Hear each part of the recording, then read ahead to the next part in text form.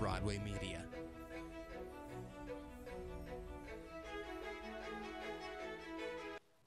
This is Out of the Darkness. It's a program of hope and healing.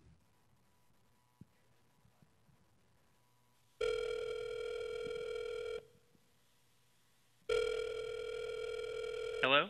You've reached the National Suicide Prevention Lifeline. So when you say your son is missing and left distraught, where exactly do you mean? When I called, he had just walked through the front door, and the mother put me on the speakerphone, and she just must be holding the phone because I heard her hug him. You know, I can hear like the fabric, and she said, "I love you," and she started crying. Well, if you feel that it's going to get out of control, then, you can give us a call back yourself, okay? You said you're just feeling alone? How many years have you been suffering with PTSD and the nightmares? But that knife is not a solution we want to discuss today, sir. So... Well, thank you, John. I appreciate your service. You sacrifice a lot for us, and we're here to help you in any way we can. You don't have to do this by yourself. There's no shame in asking for help. This is Out of the Darkness, Hope and Healing. I'm Bill Allred from X96, and we here at the Broadway Media family of stations hope that this will be a frank discussion of suicide here in the state of Utah. We know that during the course of this program you're going to have some questions, so please, if you have questions, text your questions to 33986. We'll try to answer some of them at the end of this presentation. When it comes to the number of deaths by suicide per 1,000 people, Utah ranks 5th in the nation. It's the 8th leading cause of death in the state. On average, one Utahn dies as a result of suicide every 14 hours. During this commercial-free live stream and broadcast event, we're going to discuss suicide openly and honestly, and we'll even let you see how it has affected some of us personally. For instance, my brother, Noel Allred, died as a result of suicide 10 years ago this month. Because Noel was born on the 25th of July, he always thought that the Pioneer Days parade up in Ogden on the 24th was for his birthday. His death filled everyone in our family with sadness, and we thought back on how hard a life he had always had. He was only 51 years old, but we managed to continue, and it's 10 years ago this month that he died as a result of suicide. And my name is John Watkins with Mix 1051. Last year I spoke of how I was here for my children, who are both school-age kids, and I was afraid of bullying and what we were seeing in elementary schools. This year I come from a place where my wife Jen and I had a family friend die by suicide just 2 weeks ago. She was a mother, she was in the PTA, her Instagram, everything looked great, but that wasn't enough. What you heard from Bill is just the beginning when it comes to suicides. We lose 20 veterans a day to suicide. Depression, PTSD, bipolar, substance abuse disorder. These and other mental health conditions are serious illnesses. And if left untreated, they can kill even the toughest soldiers. No combat necessary, more than half of suicides involve soldiers who have never been deployed. X96 Midday host John Smith spent some time with a few veterans to learn more about this tragedy in the armed forces.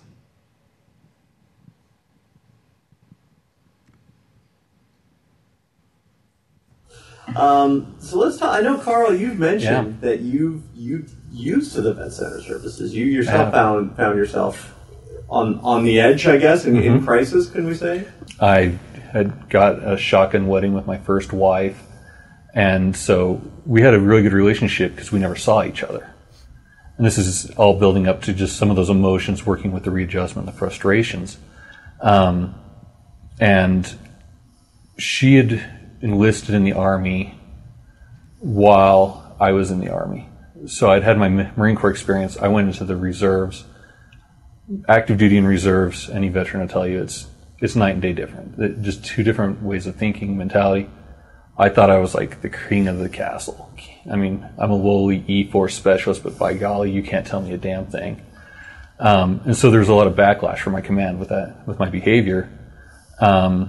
Meanwhile, my ex-wife that was her life. All she knew was the reserves, and it's the best thing ever. And it led to a lot of fighting between us. She had gone on to do some training, came back that night. Coming back, I got blindsided and said, she wants a divorce. Pack your get out of the house. I don't care where you go. You're just not staying here with me. And I had relocated to Los Angeles to be with her. My whole family was out of state. So essentially, I'm homeless. I'm homeless at this point. Yeah. Luckily I had that veteran network where I had a friend that I'd served with that was in the area, and he took me under his wing. But I just remember driving between where my ex-wife and I had lived and his house, thinking, if I accelerate my car and I hit the divider as fast as I can, I bet you I could wipe myself out and just be done with it all right there. And I was fortunate because at this point I had started working at the vet center just as in a work study capacity. And I knew that there was a crisis line available.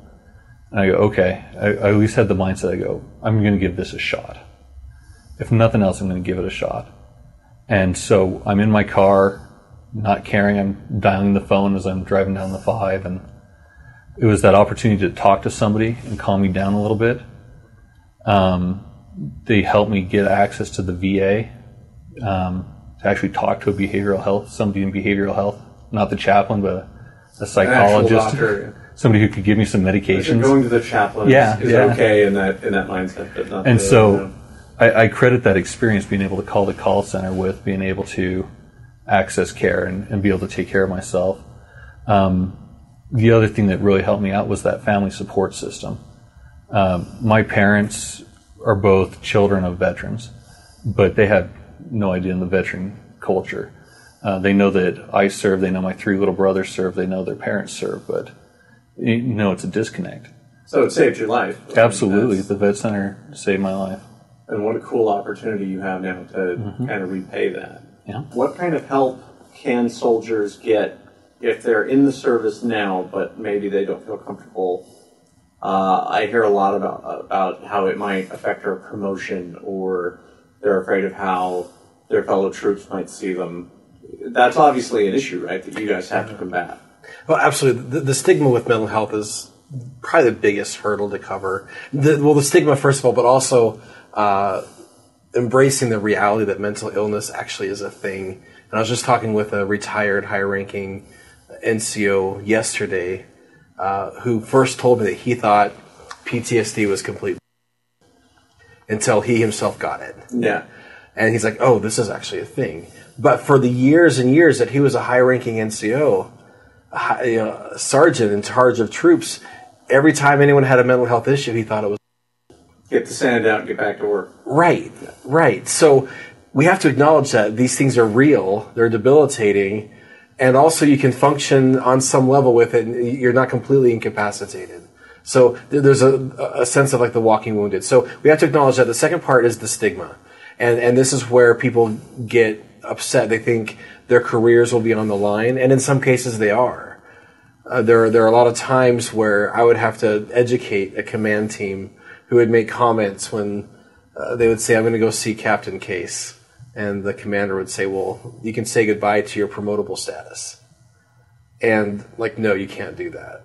Yeah. Medical charts don't go to a promotion board. So there was some insulation for soldiers who want to seek support in the medical centers. But because that could be used against them, there are other resources. So first of all, I want to say the vet centers. Right. We are authorized to treat active duty and Guard and Reserve soldiers, airmen, sailors, Marines. We can see them on active duty, and frankly, we have no obligation to tell the chain of command. It could be 100% confidential. We don't chart on the VA charting system, which the Army, the military can pull with the right authorizations. They can't pull our stuff unless the individual wants it released. So what do people experience? Do they call when they first? Call Can a they vet just center? walk in? They can just walk in anytime. We'll talk to anybody at any time. If they were just to call, they would always get a live person. We don't make them press 1 to go here or there. And then even if they call after hours, they'll get a live person at our vet center call center. So immediately, we talk to them and find out what they need and where they are, where they're located, and get them scheduled. We can usually get them in the week they come in.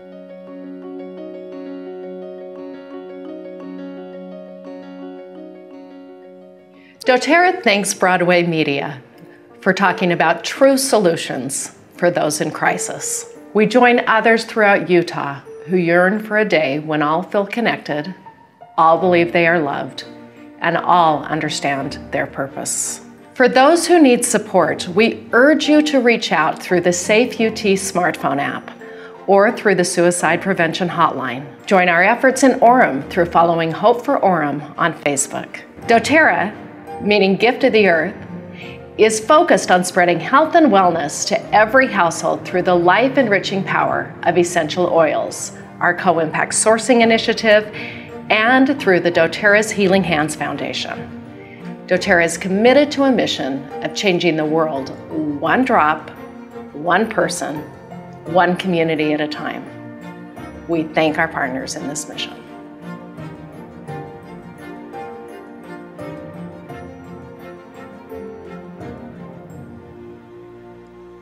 Our guest here on stage now is Josh Hansen. Hi, Josh. Hello. Josh is U.S. Army retired after 9/11. He enlisted in the Army Reserves at the age of 30. Nobody tried to talk you out of that? Some did, yes. Yeah. He volunteered for his first tour of duty in Iraq, 04-05. Got back home, had difficulty adjusting to civilian life, decided to volunteer to go back in 06 and 07. With the 321 engineers, clearing IEDs off of the sides of roads and things like that. Pretty dangerous work, and you were actually in an armored vehicle that rolled over an IED. And were you injured in that incident?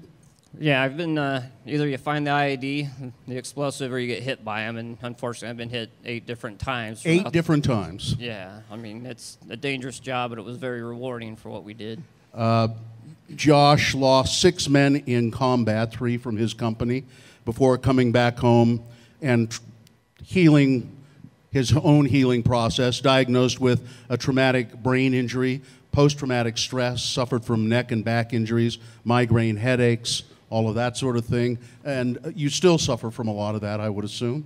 Yeah, it's a everyday struggle sometimes to get out of bed and get moving.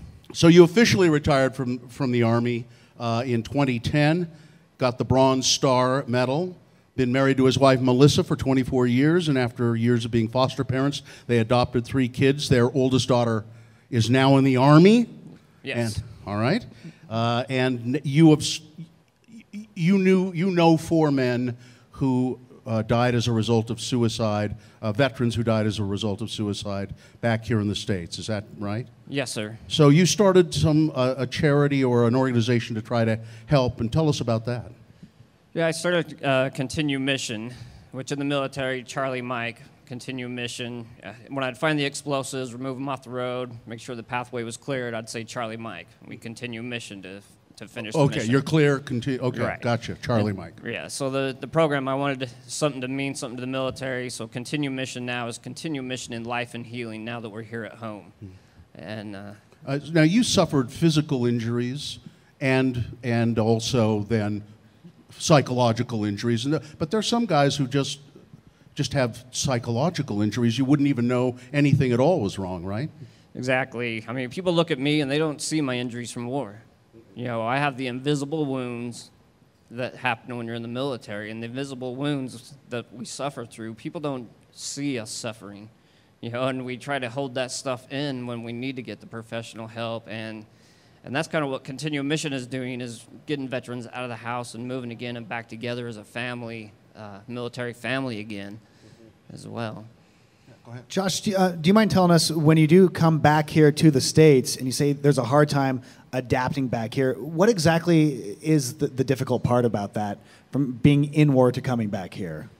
Yeah, for me, being an IED hunter, you know, I learned what courage was fully. I mean, to do my job and be the lead vehicle, either you find those bombs, I knew either I had to find them, and if I missed them, they were going to hit me and the men in my vehicle or kill people behind me. So it's a lot of pressure. So I learned what courage was. I'd have to step over fear, jump in that vehicle, and go find those bombs on the roads. And, you know, when you come home, it's so difficult, a different type of life. It's very hard to transition from finding bombs and serving your country and protecting to... Is in certain ways sitting here with a microphone and talking about this more frightening to you than clearing IEDs? You know, it's funny as you get comfortable doing something dangerous. You know, I'd get in my truck, and it's a Native American saying, but I'd say, hey, today's a beautiful day to die. I mean, because you had no idea if you were coming back from that mission alive or not. And so it's just how we lived. And during the war, all you think about is getting home. You come home, and all I could think about was being back over there. I just didn't feel home again, and so I volunteered to go back. And it's that disconnect that causes a lot of psychological problems, I would think. Yeah, it's very difficult, you know, especially with the men I lost over there. And, you know, and that's why I started Continuing Mission. When I came home wounded, you know, I lost 6 men during the war, and you train your men to the best of your ability so you don't lose anyone to lack of your training them. And so, you know, you bring your men home, and then to lose 4 that died by suicide here at home was just devastating to me. I felt like an absolute loser of a leader. I felt I failed as a leader, and I needed to do something about it. I was going down that same road myself when it started happening. Are you over that? I have. I mean, it's still a roller coaster. I still suffer up and down, but with having Continued Mission, I tell people all the time, the program is a savior to myself as it is to veterans. When we have programming and I set up to go paddleboarding or mountain biking or doing something with the veterans, I have to be there. And so it's my motivation to get out of bed and get out and get moving as well. When you come home, does anyone hold your hand and help you adapt back to lifestyle? Is there a process, or are you just thrown back into it without having anyone to talk to?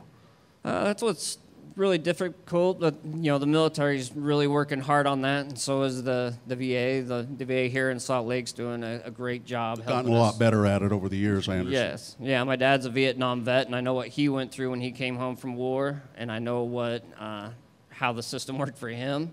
And it's great to see that things are changing and working better for us now, definitely. Yeah. PTSD, I guess, was not even really fully understood back when your dad was a veteran or was in the war. Right, and you know, I was raised with a dad of post-traumatic stress. And it wasn't until I came home from war in my early 30s that I finally looked at my dad and says, I understand you now, I get it. Talk a little bit more about Continuing Mission. How, if there are veterans listening to this, men and women, how they can get involved and what you do. Yeah, continuemission.org is our website. We have a Facebook page and Instagram as well. Our program is for veterans suffering with mental, physical, and emotional wounds from their time in the military. We have a large women population in our organization, which has been fantastic to see them getting out and moving. Because the women veterans, a lot of times people forget about them. You think of war, and all they think of is the men. They don't, you know, we had women going down the freeways on 50 cals when I was there. I mean, they were in combat. You did, you what? You know, yeah. Yeah, you had women going down with 50 caliber guns on their trucks and exactly fighting every bit as much as you guys did. And, yeah, so it's kind of comical to me when they say women aren't in combat, and I'm like, what wars have you been in? Because they were there when I was there, going down the same roads I was. They were getting hit by the same IEDs. They didn't care if you were male or female. Yeah. Just if you're a veteran, Continue Mission? Continuemission.org. Continuemission.org. The VA hospital up by the University of Utah, a great resource as well. Yes. Everything going good? It's going good. We have a survey going right now, and roughly 40% of our vets have said they've had suicidal thoughts in the past year, and out of that, 80% of them are saying that our organization is what's keeping them going and moving. Didn't you try to talk your daughter out of going into the Army? You know, that's funny, because my daughter didn't tell me she signed up for the Army. That's another interview for another day. Next time we'll have her here. Right. It's great that you're doing well. Continuemission.org. Thanks for being here. Thank you for having me. Appreciate it. Thanks. Thank you, Josh. You know, it's always difficult for families when someone in the family dies as a result of suicide. It's particularly hard to cope when the family member is young, in teens or even preteen years. For our second annual Out of the Darkness broadcast, I wanted to spend some time talking about the other victims of suicide, the ones who are left behind when a family member takes their own life. I went to talk to Amber Chavez and Courtney Rosevar. They were just teenagers when their dad, Eldon, died by suicide in February of 2001. Their story hits close to home for me, as Amber and Courtney were born Amber and Courtney Smith. And their dad was my dad's brother, my uncle. When we talked about this, I mentioned that I wanted to talk a little bit about what he left behind. I want to talk about what your lives were like after Eldon died, after what happened. What was school like? What was life like? Well, I would say that Courtney and I had very similar experiences with school. Being in junior high and high school is tough already, and you already are kind of an outcast in a weird skin, essentially. But we lost a lot of friends. There were not people there for us. We remember people pointing, and we heard everything that was talked about us, but no one would come and actually talk to us. They wouldn't talk to you anymore, or you didn't like how they were From my handling standpoint, but from my point of view, with losing friends after the fact, it was more that there were a lot of, so it all came back to there were a lot of rumors going around about what had happened and, you know, how he had died and just everything surrounding it, and I was judged for it. And so no one wanted to be my friend because, oh, look at that girl, like her family has issues. So we really were, really excluded from a lot of things. What would you have really liked to have him been around for after he left? Getting married and kids. We definitely would have wanted him there for that. And actually, a few years ago, I was pregnant with my second son, my first son, second child. And I remember I went over to the cemetery just hoping for some clarity and comfort because I was just so angry again. I was so angry that he had been so stupid, that he, how could he do this? He loved us. He loved us more than probably anything, even Diet Coke. Maybe. That's up there. It's debatable, but he loved us so much, and so the fact that he left, it was just so painful. I'm like, he's missing everything. It was a very, very hard time for me again. Do you think there were things that if somebody were to be going through them today, it would be easier for them to get help? And he had been seeking some help. He was on antidepressants. He had been the previous year had been really hard for him for a number of reasons. One of which was he turned 40. I'm sorry. My gosh, that makes me feel old. Yes, was he only 40? He was 40. Mm-hmm. Oh my gosh. Yeah. I turned 40 in a couple of months. Yeah, so he turned 40 and he had to get bifocals, and he had been in a car accident and broke his shoulder blade, and so he couldn't fly fish, and so all these things just partly accumulated towards his depression, and he didn't manage his antidepressants as well. He was very big on not letting anyone know anything was wrong, and so he even portrayed that to his doctor. He's taking it every day and he's making great progress, but in reality he wasn't. Has it gotten easier to talk about? Has it gotten easier to deal with what happened after 18 years? I would say definitely. Yeah. Yeah. Time really does heal. And I think one thing that helps is open communication. There's a lot of people, I think, in just general society that it's been such a taboo topic for so long that people really don't know how to react and how to talk to people that have been through something like this unless they themselves have been through it. Yeah. So letting people know what you need and what you're feeling is huge. We didn't even talk with each other for a really long time. Years. Yeah. About this particular stuff. Yeah, yes. we did not, we didn't address anything together as a family. It was just known that we just don't talk about it. And so it's really only been in the last few years that we've really been digging in to find out more information and really been able to talk with each other. Good morning. My name is David Mossberg. I'm with the Anti-Bullying Coalition. National surveys estimate nearly 1 in 5 students experienced bullying last year. That's almost 11 million young people around the country who experience bullying. That's nearly 11 million young people in this country who were victims of bullying. As a young person, I was victimized by bullying, and at times it felt like there was no end in sight. It felt like there was no support, but I can promise you that there is support in your schools and communities. To those young people who are listening and who witness bullying in your schools, you have the power to be a friend and to help someone out of the darkness. Putting an end to bullying is a big goal, but those of us at the Anti-Bullying Coalition believe that if students, parents, teachers, and great community partners like Broadway Media can work together, we can create bully-free schools and reduce the crisis of youth suicide. Those of us at the Anti-Bullying Coalition would like to thank Broadway Media for spreading a message of hope and providing light to those searching for support. If you're looking for more resources, you can find them at antibullyingcoalition.org. Thanks so much for tuning in.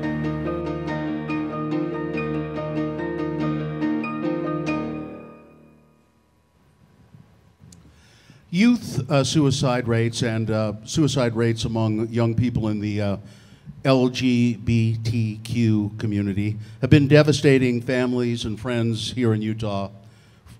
Suicide has been the leading cause of death for kids ages 10 to 24 in the past. I don't know if it's still, is it still, Troy? That's still the leading cause of death. Harriman High School student body still trying to cope with 7 suicides in the school year just last year.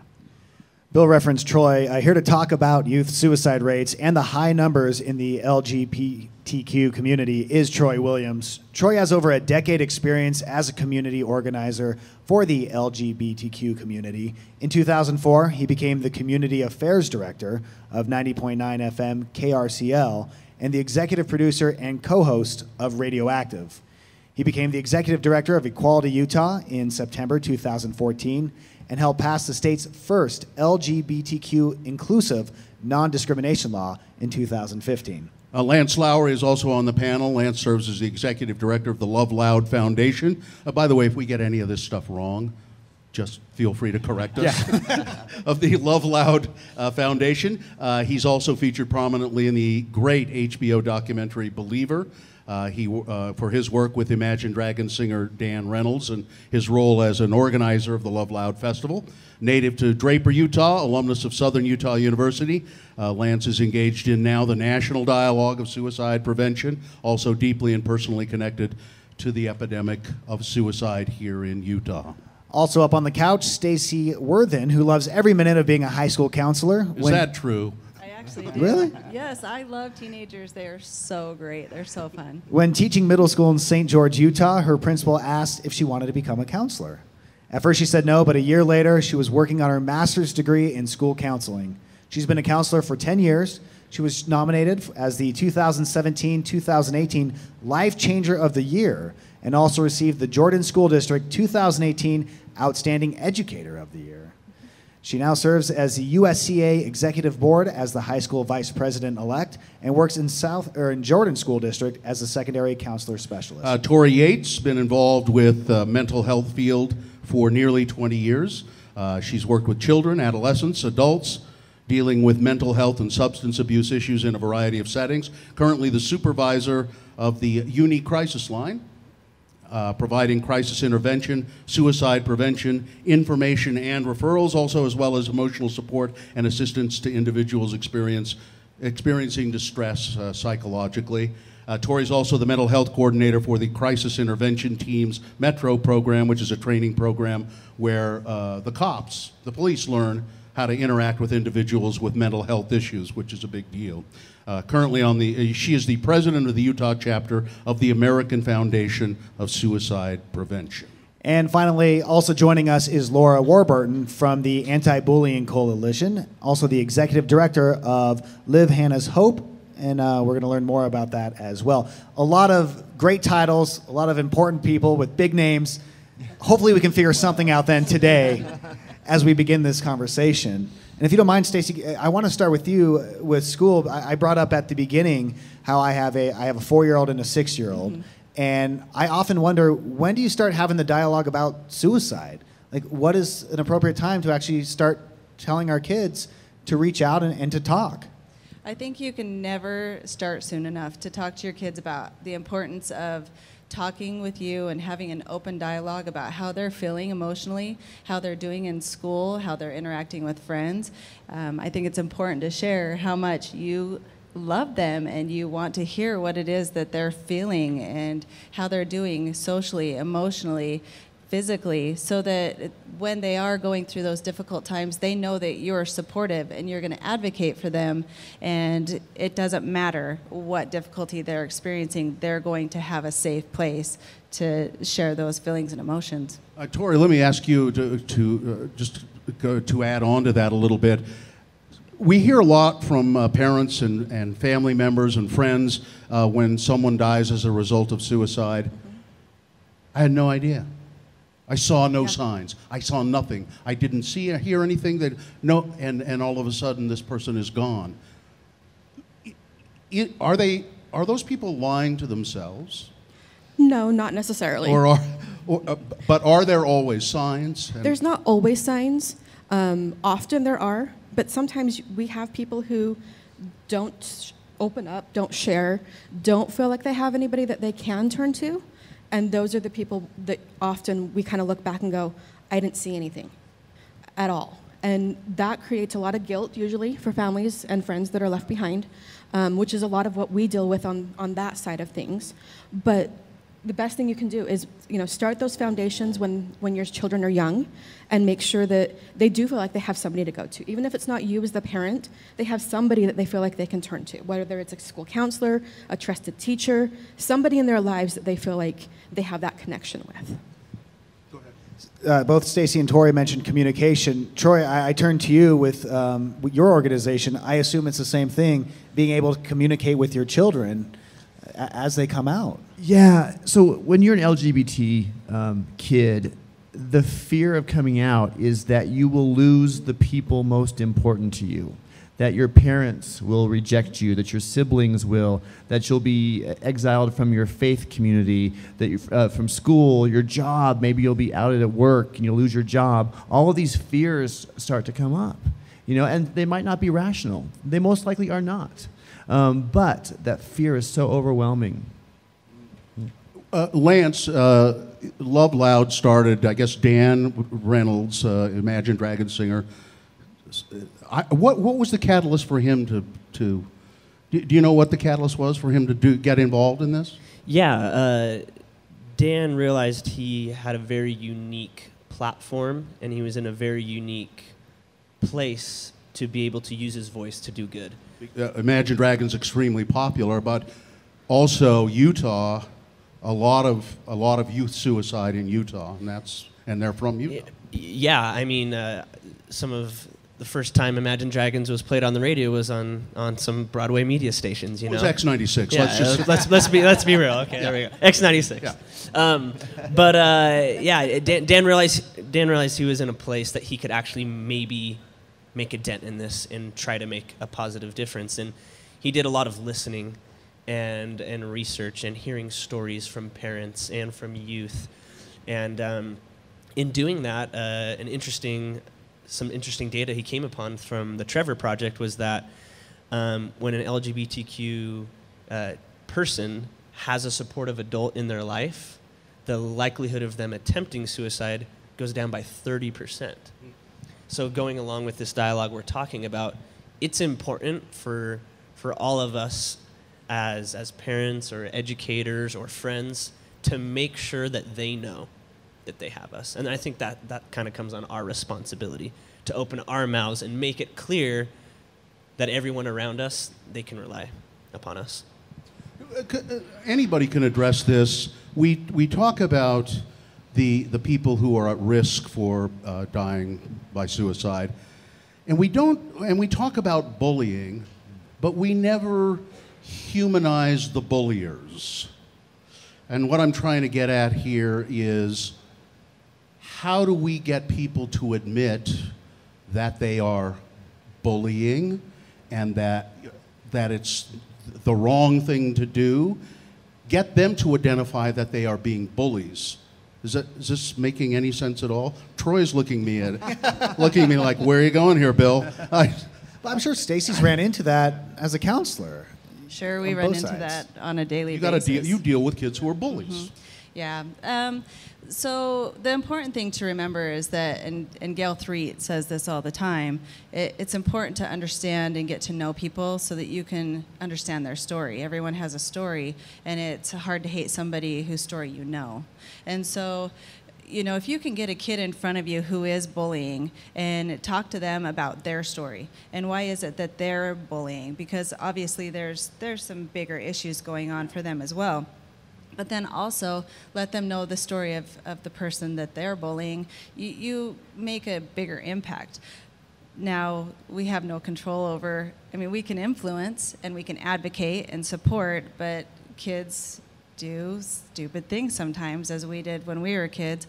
But I think the important thing to know is that kids will always remember how you made them feel.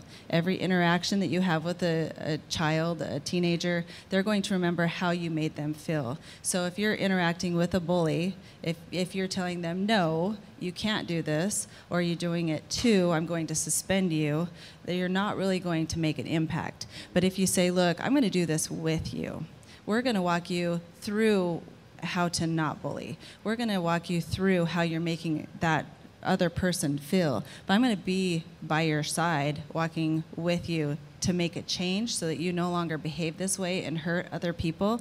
Then you're going to have a bigger impact on the bully, per se. I mean, I hate to say it, but bullies need help.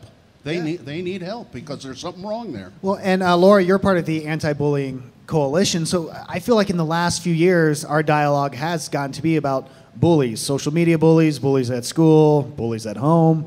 Have we seen a change, or is the problem the same today as it was 5-10 years ago when the dialogue began? That's a good question. I don't have any data to say whether it has or hasn't. I know that kids are still hurting, and our numbers are leveling out, but still slightly increasing up and down. So I would say we haven't answered the problem yet. And I think that, you know, we were just discussing this before we came up here about bullying and how we didn't want to build a bridge so much as maybe just a cable to the problem. And I absolutely agree. I think that if we start bullying the bullies, then we're just repeating the cycle.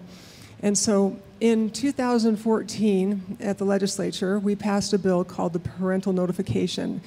And that's rarely used, but it's good that if our parents out there will know about it. And it's just very simple, that if a teacher notices that somebody is being bullied, they are obligated to call the parents of the bully and the parents of the bullier. And so we get parents involved.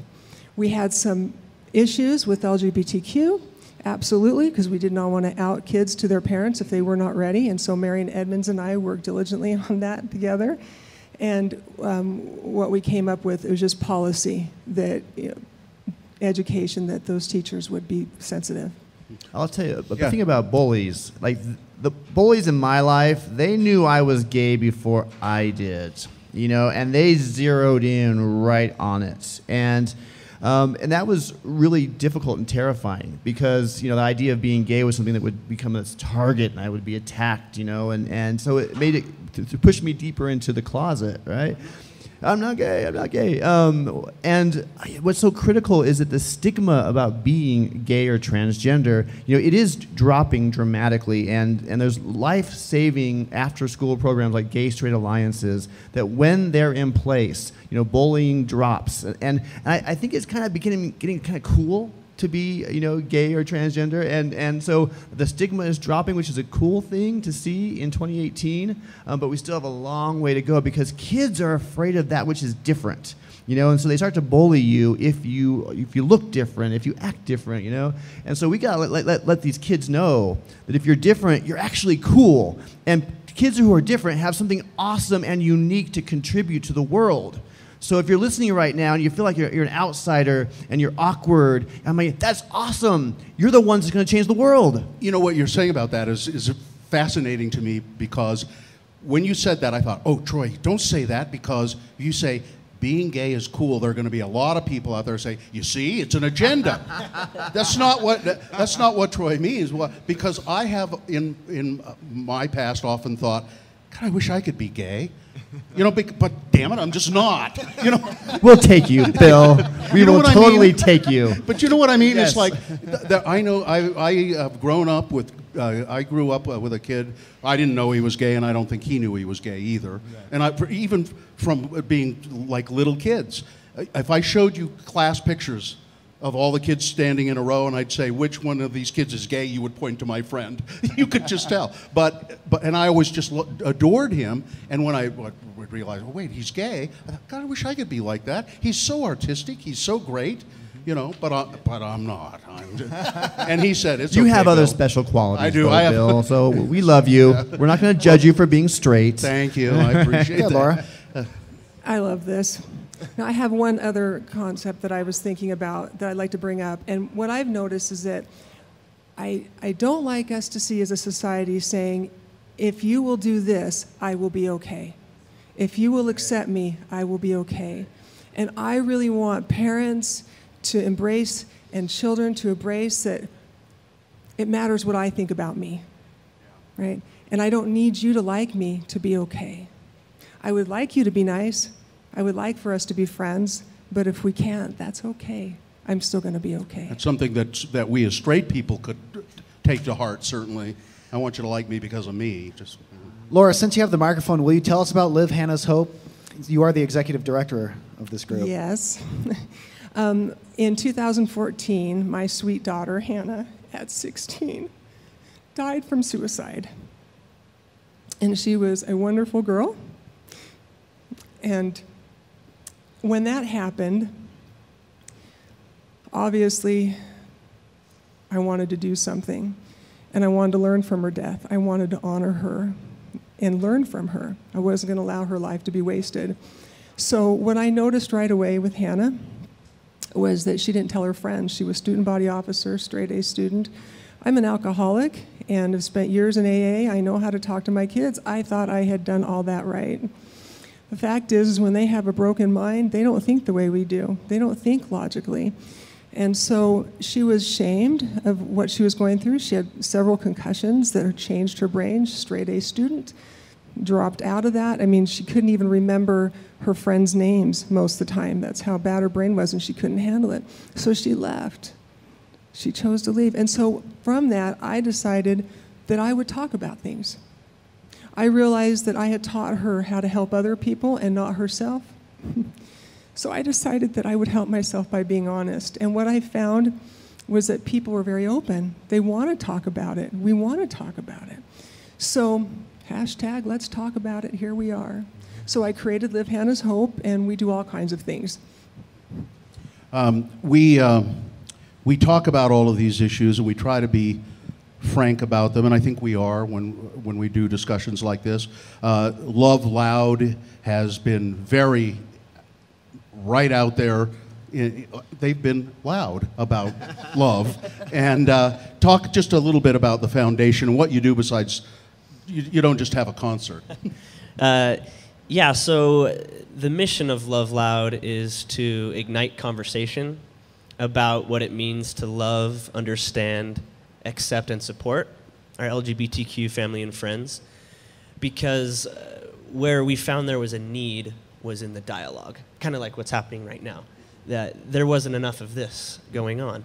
And I think as a state and as a community and even as a nation, we need to be doing that more, to be talking about these things, whether it's mental health, bullying, or about loving yourself despite or in spite of your sexuality, who you are. We should always love ourselves. And we found that you can't change what you don't love. And the Love Loud Foundation we love Utah, and we love Utah loudly. And we need to start talking about things so that through conversation, I believe in the goodness of people. I really do. And I believe when we can talk about things openly and be honest, good-hearted people, we tend to come to the healthiest conclusions. By the way, if you have any questions about anything that you're hearing or watching streaming live today, you can text questions to 33986, and we'll try to get to some of those questions at the end. We're about to wrap up this segment, but I think we'll keep most of you here on stage, and we're going to bring up Taryn Aiken in just a second and talk about, hopefully, some solutions, and there's a walk we want to tell you about coming up next week, and some other events. We call this special Broadway media event Out of the Darkness, Hope and Healing, because there is help. There is a light shining in the darkness. And every day people survive suicide. And every day, with the help of trained professionals and caring friends and family, suicides are prevented. You know, we sent Mix 105.1's Jackson Carter out on the street to ask people some of the things that they find make life worth living.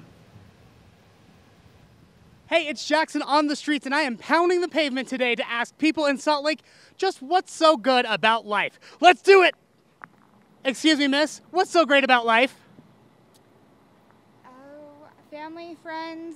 Family and friends, I love it. Family, friends, food. Oh, I love food. What's your favorite food? I feel so awkward. Can I go? Yeah, absolutely. Of course you can go. Hey, focus on the good in life. Yeah, absolutely. You guys have a good day. I love it. See ya. What is so great about life? Sports. Sports? Oh, who are you cheering for? Jacksonville Jaguars. You were the only person. Blake Bortles, right? Yes, sir. Yep. Can you believe it? I knew a sportsball reference. Yeah, this is our year. We're going to the Super Bowl. I believe in you. I hope that for you. Awesome. You have a great day, man. Hey, you too. What a lovely day. That's something to be thankful for. What a beautiful day it is in Salt Lake City. What's so great about life? Oh, no. I don't know. You don't know anything? How about ice cream? Sure. Puppy dogs? Right. Music? Puppy dogs. Puppy dogs. Do you have a dog? Yes. What kind? I have Black Lab. See, Black Labs. Be thankful for Black Labs. They're great about life. Excuse me, sir. What's so great about life? People. People? Oh, you love people? Of course. You might be the only one in humanity that likes people. What do you like to do? What do you like so much about people? Well, if we didn't have so many different types of people, we wouldn't have so many different things and so many different creations, so to speak. I love it. Thank you so much. You have a great day. You too. Thank you, man. It's all good. We'll edit that out. Hey, can you tell me what's so great about life? Hey, man, everything's great about life, man. Hey, good things about life is puppies. You got soda pop. You got females. You got the Dallas Cowboys. Can't go wrong. I love that's a solid list. You had that ready to go. Hell yeah, all day. You know what I'm saying? I stay on it. Never sleeping. You know what I'm saying? Can you tell me what's so great about life? Everything. It's a glorious day outside. It's beautiful in Salt Lake. It's beautiful. The weather is great. You got any great plans for the weekend? Running a marathon this weekend. You're running a marathon? Big Cottonwood. Oh, bless your beautiful heart. Well, good luck with that. All right, well, thank you. You have a great day. Yeah, you too. Hey, guys, can you tell me what's so great about life? Everything. Everything. Anything in particular jump out? No, just the fact that we get to wake up every morning. It's pretty awesome. It is pretty awesome. How about you? What's so great about life? Music. I love music. I love it. What is on your playlist right now? Oh, gosh. I'm a big Little Mix fan, so. I love Little Mix. I live for them. Little Mix. Yep. Yeah. I'm waiting for new music, so. We all are. Get it together, Little Mix. Thank you so much. Of course. Thank you. Could you tell me what's so great about life? Oh my gosh, you're Jackson. I'm Jackson. Hello. What's so great about life? Working at KUTV. Do you love working at KUTV? Oh, yes, I love it. How about you ladies? Family. Oh, cute. Yes, grandkids. Oh, how many grandkids? 6. 6. Are they anything like dogs? Because my dogs give me the runaround. No. No? Fair enough. Yes. They have 2 legs. That's fair. Mine have 4. They can do more destruction. I think what we learned today is that it's really easy to get bogged down in all the negativity. It's all we see on social media. It's all we see in the news. And we forget that there are really amazing things in this city that we get to be thankful for, that we get to wake up to every single day. And I think if we all took a little bit of time to really focus on those positive things, that we would all be a lot happier. Plus, with regular visits to a mental health professional, maybe we can tackle this suicide issue here in Utah. From the streets of Salt Lake City, it's Jackson on the streets. Bye-bye. And now we're joined by a bunch of other people. We have on stage with us my friend, Taryn Hyatt, the nation's largest suicide prevention organization, the American Foundation for Suicide Prevention, hired Taryn as the area director for Utah and Nevada. So Taryn is the founding chair of the Utah chapter, organized the Salt Lake City Walk, which is coming up this coming Saturday for many years, and has conducted hundreds of trainings in Utah and elsewhere. A very eloquent spokesperson for suicide prevention because she's had her own experiences with it, and her father died as a result of suicide, and Taryn decided rather than let all of this ruin her, she would become an activist and start taking care of herself and other people. Yeah, absolutely. Yeah. And then we also have with us on stage Pam Hayes and Dave, is it Mossberg, right? Mossberg, who was on one of our videos there, very nicely done on the video, talking about bullying. They are with the Anti-Bullying Coalition. Let's talk to Taryn first. You've been on these panels, you've sat and listened to this discussion. What are the important things that you think we need to add to this? Well, I think the thing that we need to continue to do, I'm grateful we're having the conversation, but I'll be honest, I'm at the point where I'm tired of us creating awareness. We're aware this is a problem, we need to take action. Awareness without action is apathy, and it's done. We need to support people. We need to create those safe spaces. We need to create connection. We need to make people feel included, and we just need to be vulnerable and willing that when we're struggling, we can tell somebody, and we can get the help we need. We absolutely need to continue, advocating and funding research and providing programs and giving people access to care.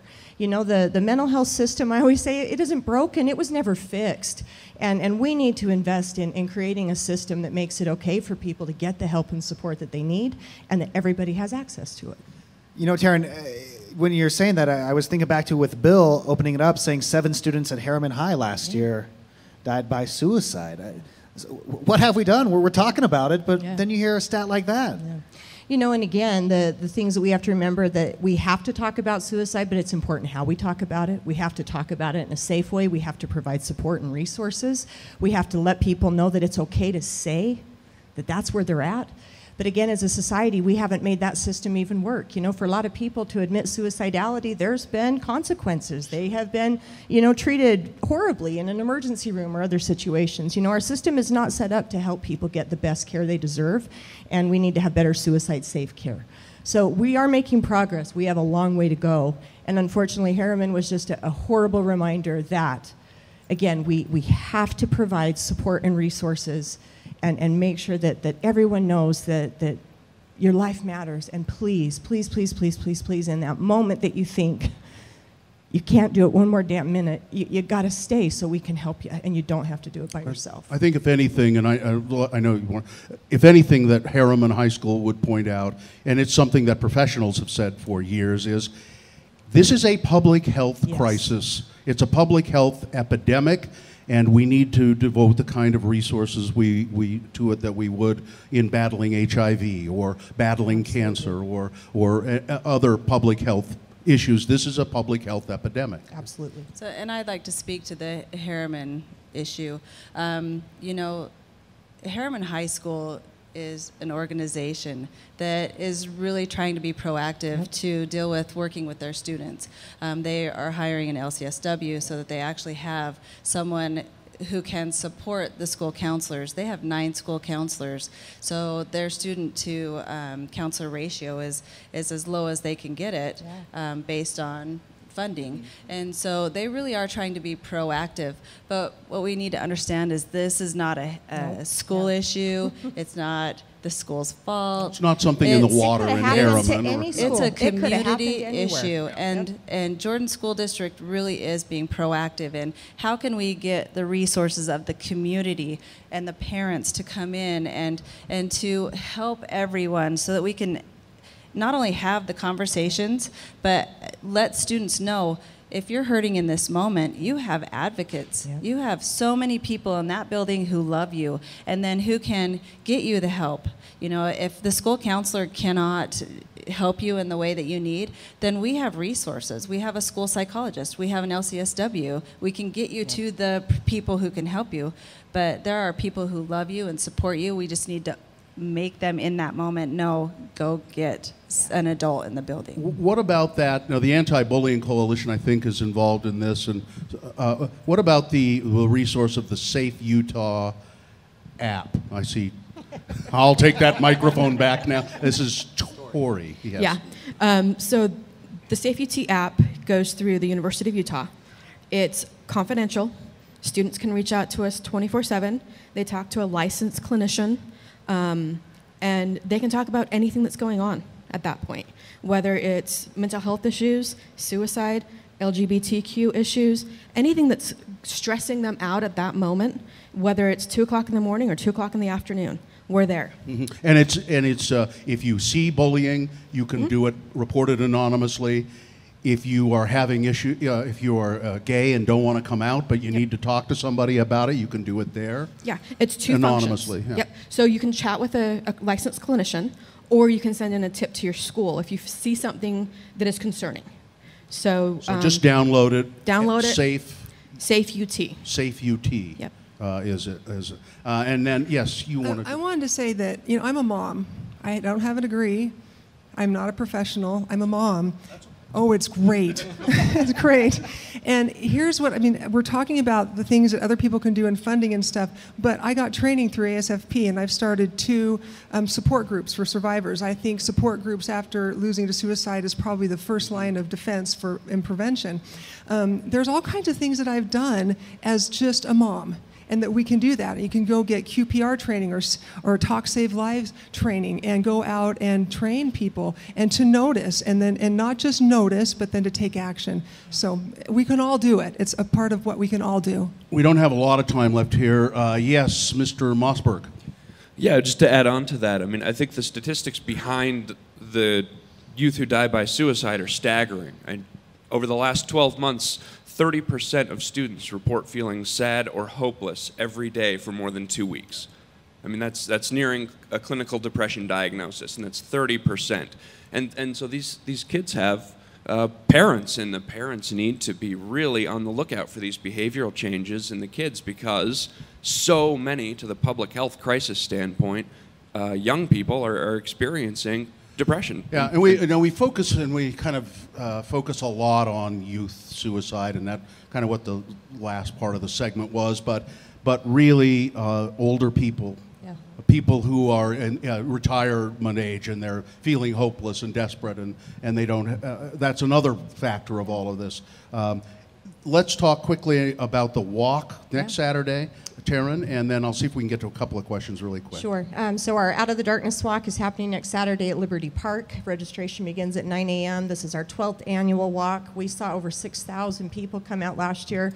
This is such a huge event, and it's just a day of healing and hope. It's fun. It's fun. People always say, oh, isn't it depressing? No, this is where you get to see that there are thousands of other people just like you who've been in your shoes, who've shared that experience, and together we walk through it, and we show each other that there's hope and that it gets better. We'll have resources on hand. There'll be food trucks. You can eat. Just, come out and enjoy. I'll be there and be charming. Yes, you will. I You're promise. always so charming. and I'll MC from the stage. Yes. So that's next Saturday, next Liberty Saturday, Park. Liberty Park. And if you want to find out more about it, just go to afsp.org. Okay. Quickly, questions. Is there, and anybody feel these, is there anything being done for firefighters with PTSD? You know anything about it? Firefighters, anybody? Tori, you're shaking your head, yes. Yeah. There are some things being done, definitely not enough. We do have a line up at Uni that is dedicated for firefighters, first responders, and that's advertised through their national magazine. So they all have access to that number. They can call, again, 24/7 and talk to a licensed clinician. It's confidential. We're not going to involve their chain of command at all. and just make sure that they're safe and they get the help they need. I'm not sure the signal I'm getting. Are we 2 minutes? We're 10 seconds? 10 seconds. We have 10 seconds. So that's about it. I want to thank everybody for being here. Broadway Media, very, happy to be doing this. Remember, there's help, there's hope. And these wonderful people here on this panel are examples of that people who want to help and people who will offer you the hope you need. I think that's it. Thank you, John. Thank you, Bill, and hopefully we can help you get out of the darkness.